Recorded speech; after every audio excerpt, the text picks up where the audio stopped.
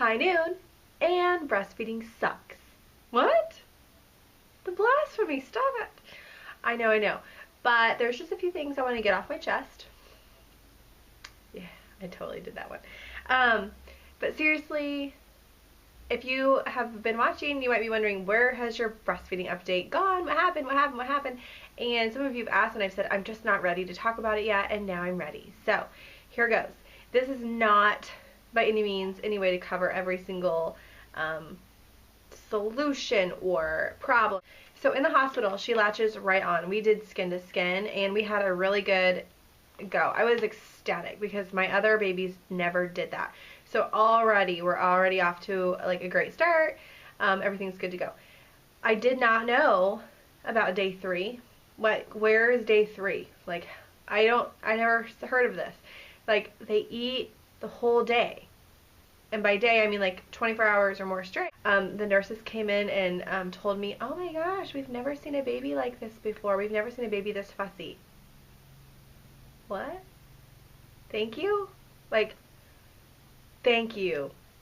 That's very helpful and encouraging. I think I'll take her home with me now. Okay, so that was ridiculous. We come home. I've already got the nipple shield. We've already got these issues kind of going along. And I think what I didn't realize was I didn't know what a growth spurt was. Like, why don't I hear about this growth spurt thing with this cluster feeding or this constant feeding that doesn't ever stop? And how do I know when it's a growth spurt and how? Oh, well, it's very, very, very clear. It's between 1 and 3 days and 3 and 5 weeks and 8 and 3 months. And I'm like, it could be at any time, basically. Those are not actual numbers, but basically you get my point. If you ever look up cluster feeding growth spurt, when does it happen? It's like all the time, anytime. So it's confusing. And I kept asking myself, like, why is this hard for me? Like, why isn't it just easy? Why can't the baby just latch on? And why can't I just get in a normal, comfortable position? Like, I feel like a fumbling idiot, like all the time. I didn't have my shirt on for weeks. Like, no one tells you that. Like, and I might be real stupid. I mean, that's fine. Go ahead and just say that I'm real stupid. But for me, I'm like, can we not have any visitors? Can we not? I can't do anything but this. Okay? And later on, I'll find out that that's really normal, that you should only be doing that. You know, I want to make sure that she's getting the foremilk and then the hind milk. And then I'm confused about when to pump. Like, after she's fed, then pump. Well, then where's the foremilk and my pumping milk? And then my doctor tells me the richest milk is in the morning. And as the day goes on, it changes, you know, and so there's different milk in the morning, then there's different milk at night. So then I'm like, okay, I'm pumping this random milk time, and is this going to throw off when she's going to get it? So if I only have time to pump at night, is she getting the crap milk, and is it crap milk? And then if I pump in the morning, I don't really have time, so I'm like, pumping is stupid. Like, I'm so confused again, pumping. This thing that's supposed to be the best thing has a support group.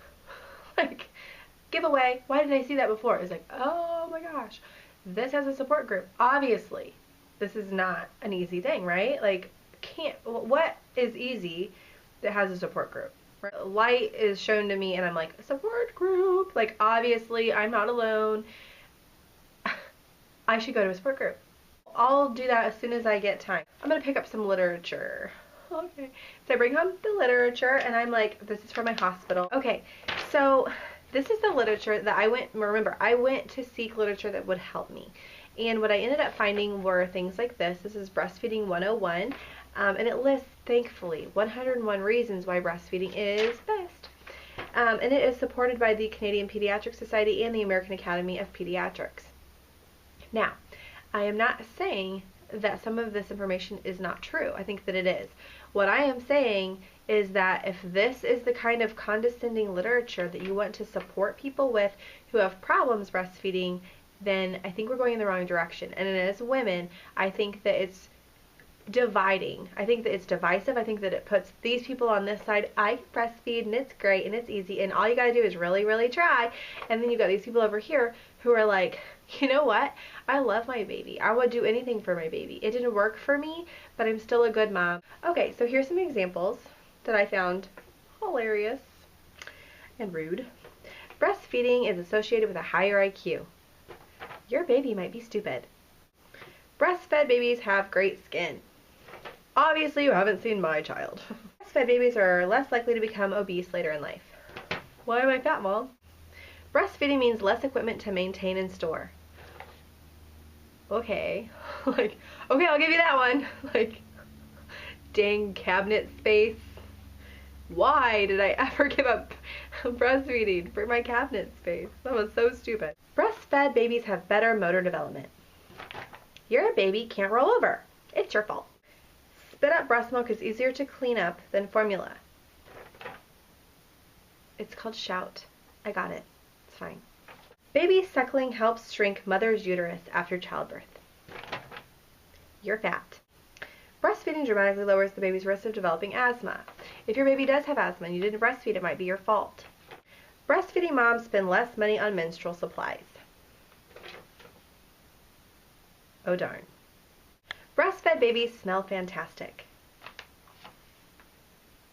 So does mine. Breastfeeding is what breasts were designed for. Okay. Breastfeeding means more sleep for mom and more sleep for dad. What are you talking about? Suckling optimizes hand-eye coordination. So do video games. Breastfeeding means better social development. Your kid is going to be a loser.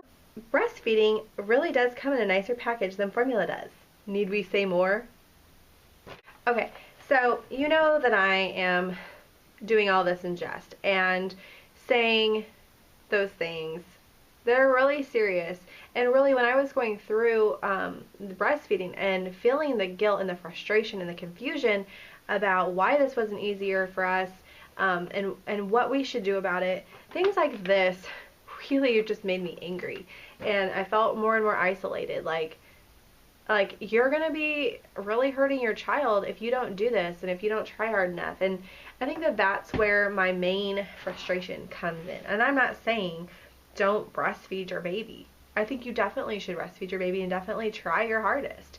But I think that instead of guilting people and scaring them and giving them solutions that are just ridiculous, like it just doesn't help anybody. I don't understand why they think that that's going to work. The truth is, this is going to be hard. This isn't going to be a breeze in the park for everybody. Some people just slap the baby on there and they go, and it's like amazing and that's awesome for them. But that's not always the case. And honestly, I'm just going to say it. Breastfeeding is best makes me mad because it isn't best. In my situation, it just wasn't. My baby has acid reflux and screams 20 out of 24 hours a day. I did not see my other kids for that whole entire month pretty much. I had nothing left to give them. I was getting no sleep. I was completely dairy free until I went out for Chinese food and just wasn't even thinking, and I had a crab rangoon. I messed up, and because I couldn't keep it going, I was frustrated, and I wanted a break from it. And it was like there was no break. It was like if you pull back and you stop for a little bit, then your milk supply goes down. Stopping breastfeeding was very difficult decision to make. When I finally made the decision to just stop, because between all of life and all of the things that you have going on in it, including other kids and just the functionality of every day, breastfeeding was something that could give. And maybe that's just terrible for y'all. I think she's waking up. But the truth is, that's what happened. So breastfeeding sucks for me.